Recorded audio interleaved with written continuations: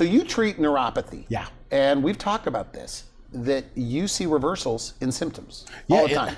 In our clinic, people come in with diagnosis of neuropathy from their other physician, and then when they're done, they go back and they're like, well, no, you don't have neuropathy. It must have been a mistake.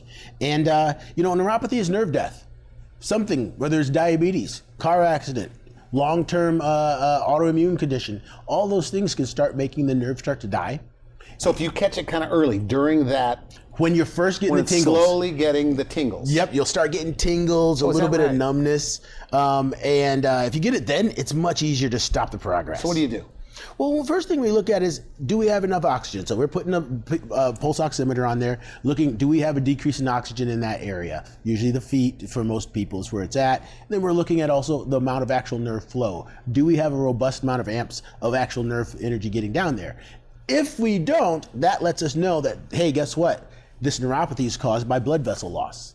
That particular version of it we're really good at. Why? Because now what we can do is take, whether injection and use the PRP injection therapy that we talked about. Okay. What is it doing? Causing padding, so that way that pressure from you walking around doesn't keep grinding and doesn't kill off the nerves. It lets the body heal a little faster. We're also going to go very aggressively with oxygen therapy. Like, we use a hyperbaric oxygen tank, but now we've actually made hyperbaric oxygen masks, so that way we actually can pump that oxygen. You're breathing, doing a specific kind of exercise to get that circulation down to the foot. So these nerves start, unless they're dead, but if they're still hope in them, they become because if you increase back to normal again? They can get back to normal, because if you're increasing the oxygen down there in that foot, in the actual blood itself, now the body can actually heal itself. So when you're looking at how these nerves are dying, they're dying because they're not getting enough oxygen, or they're not getting enough activation, or they're not getting enough protection.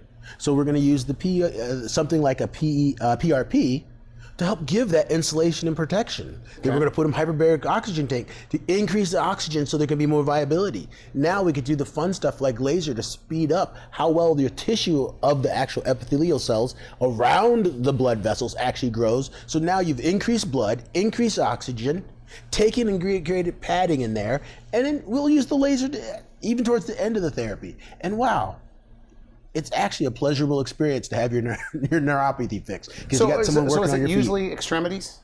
Most people it's extremities. Feet and hands? Yeah. Yep. Their hands are burning. It feels like it burns. Burning? When it gets really bad, it gets to burning. Yep. And then, like, for diabetics, it gets numbness and burning, because you can have both because of the damage that diabetes does to your vascular system. And your nerves don't work without a vascular system, guys. And the symptoms go away. Yeah. In many cases. They really do. Do you have miracle stories where even you are surprised? I'm surprised sometimes, but at this point, after 16 years, most of the cases come in, like you said, small, and then because they didn't even think I could fix their big ones. But yeah, we're seeing miracle cases, but it's not miracles anymore. It's just, what do you need? Oxygen. What else you need? Blood. What else you need? Activation. Is that anything else that as a human you wouldn't think? And that's, I think, what gets me so passionate. Be a human. Be the best human you can be. And if you do that to the world. How is neuropathy normally handled? Neuropathy is normally handled, they give you something called Lyrica or gabapentin. They give you a drug that gabapentin causes the axon of the nerve to actually grow a little farther, because just like anything, you move away from pain. So that axon's growing, it tries to grow a little farther, get itself to a point that it's not in the inflammatory zone or probably the deoxygenated zone. So guess what?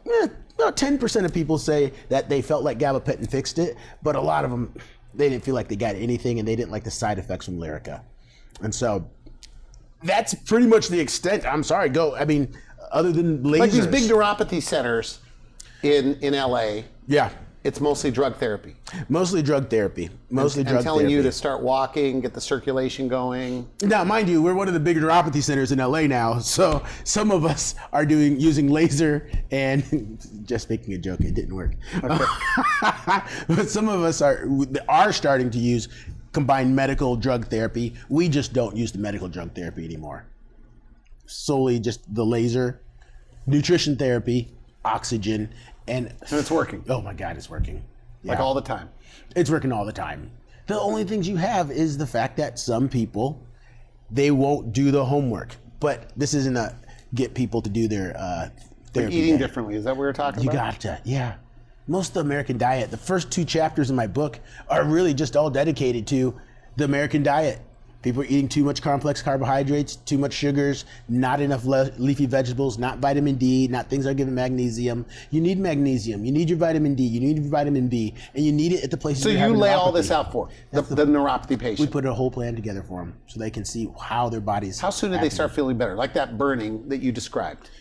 First 7 days. Numbness. Usually the first week. First week. They'll do what I say the first week. You know?